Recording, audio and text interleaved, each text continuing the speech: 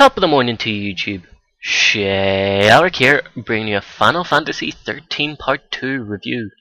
This is just some footage from the start of the game. I didn't want to really spoil or reveal too much about it, because it is a game that you have to play to truly appreciate.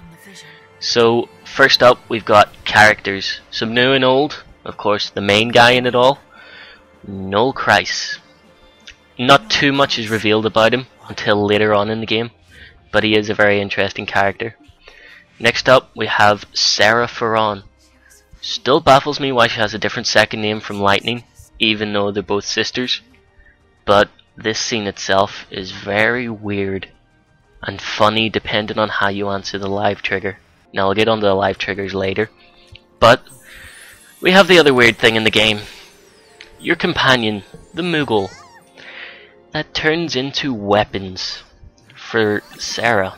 Now when did Moogle start turning into weapons? Yes, okay, maybe there was a Moogle job in 10 Part 2, but it's still weird that you have a Moogle turn into a weapon.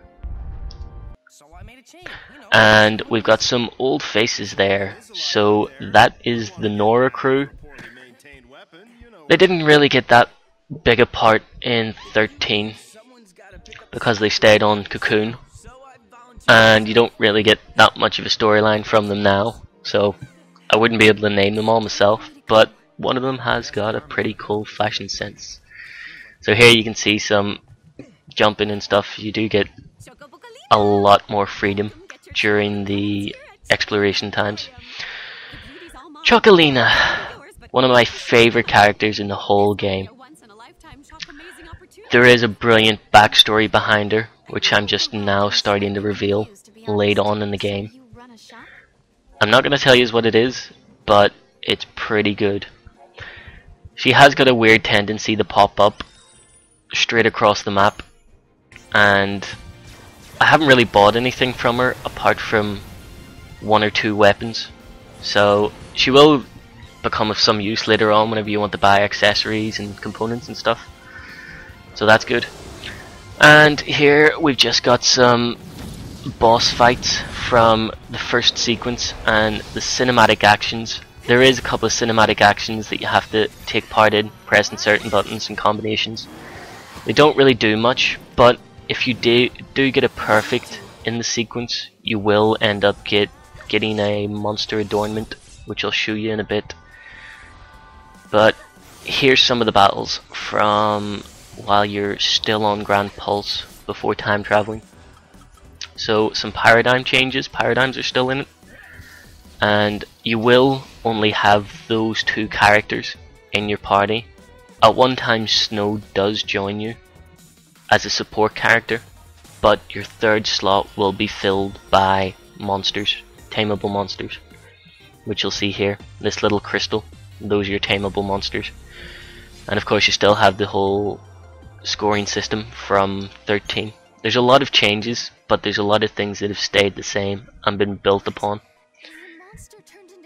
And the crystals, there's a really weird system behind the whole building up the monsters. You can infuse them with other monsters to gain certain abilities, but I will warn you, even though there's no missables in this game, there are, say, about 10 monsters throughout the whole game that you will only be able to get once.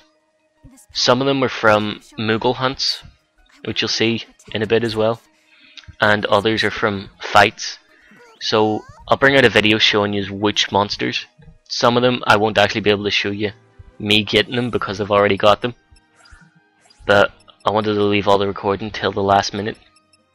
You can change who you play with while running around and during battles, so that's a good thing. But in terms of the monsters, I wouldn't really infuse any of them until later on. I haven't actually infused any of them myself, and I'm nearing the end of the game, so you don't really need to do it. You can put their abilities up, but as you can see here, the Crystarium has changed a hell of a lot. I don't understand it myself. I've got the guidebook here which tells me how to put up certain roles to get the best bonuses once you finish a certain level on the Crystarium, you get Crystarium bonuses which give you like status boosts or jobs or accessory capacities. You can only equip a certain amount of accessories, but with these like small spheres and big spheres, they give you different stats depending on what rolls you put up. Blows my mind at the moment, don't understand it, probably never will, so I would recommend reading up on that, because I wouldn't be able to give you that much apart from the best way to put it up. If you want me to, I won't really be able to show you how to put them up the best, but I will give you the sequence that you need to put them up and what bonuses. So this is the other big thing in 13 Part 2, is the live triggers. Now you'll usually get about 3 or 4 in each different time, and depending on how you answer, you'll get a different scene. One thing I will tell you is they don't really affect anything apart from different things you're told. So if you do spot a funny response, like I did here, I would recommend going for the funny response, because if you get all of them within a time period, you will end up with a special monster adornment that you can put on your monster. Chocobos! Chocobos are back. I love these guys. They were brilliant to use in 7. In 8 I never really used them that much, but in 7 they were amazing, and I love them in this. It will cost you a Gashel Green to use them, and there's a certain one later on that will cost you a hell of a lot more. That is your Moogle Hunt ability, which reveals hidden stuff. Sometimes he responds to him, sometimes he doesn't, so you have to keep an eye out for that. Fragments are just different, give you different parts of the story and give you some CP. You will have to use artifacts to unlock time gates, and as you can see here, this is your world map for 13 Part 2. There's 2 ways that you can look at it, but I prefer this way because then you know what sort of path you've taken and what other places you can unlock from there. The icons underneath the names show you how many gates there are and how many you've unlocked, and then also it tells you the fragments there. You have this time reversal, which once you get the fragment for that time, you can reverse the time and then repeat the story for that timeline. You won't get the same items. Any items you've already collected you'll keep and they won't reappear again, but for the Brescia Ruins one, if you've played the demo, you had to go and weaken the boss by activating a certain machine. Once you come back later on in the storyline and you're more powerful, you can defeat that boss without weakening him, and you'll get a different fragment and a different part of the story. It'll show you different cutscenes.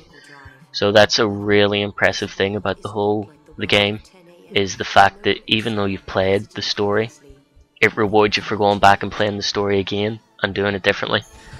Some of the ways you won't really manage to beat it until later on, so I would suggest it is a very open-ended story. Play it how you want to and don't really follow walkthroughs, because you won't get the full experience of it. The only downside is, once you go back and start doing different side quests and collecting fragments, you will realize how long the loading screens do take for the worlds. Once you're in the world, there's no loading screens whatsoever. It's instantaneous, you'll go straight into it, but when you're trying to jump from world to world to get stuff, it's really annoying. And there's a couple of weird occurrences. Now and then, people will crowd around asking what's happened or what is this. Sometimes it happens when you do a Moogle hunt or through your Moogle, but here these guys just crowded around Sarah's room and acted weird. And this kid, little poor kid, drowned on me. The kids have a tendency to fall over while running around. This is really noticeable in academia, where they just sort of plop to the floor constantly and then get dragged up and down the escalators, which is quite hilarious. So I would recommend spending a couple of minutes just laughing your head off at them. So guys, I'll start bringing out a couple of guides for the game once I have full access to everything on it, and I can show you everything. I'll release a couple of battle tips and paradigm sequences for you as well. So I just would recommend this game. If you didn't like 13, you might not enjoy this, but it's a massive, massive improvement from 13. And you don't need to know the storyline for 13 to appreciate this, because it'll give you a recap. A brilliant game from some brilliant developers. I would recommend it. So guys, I hope you enjoyed that review. I hope you stay tuned for some walkthroughs and guides to come, and I shall see you guys later.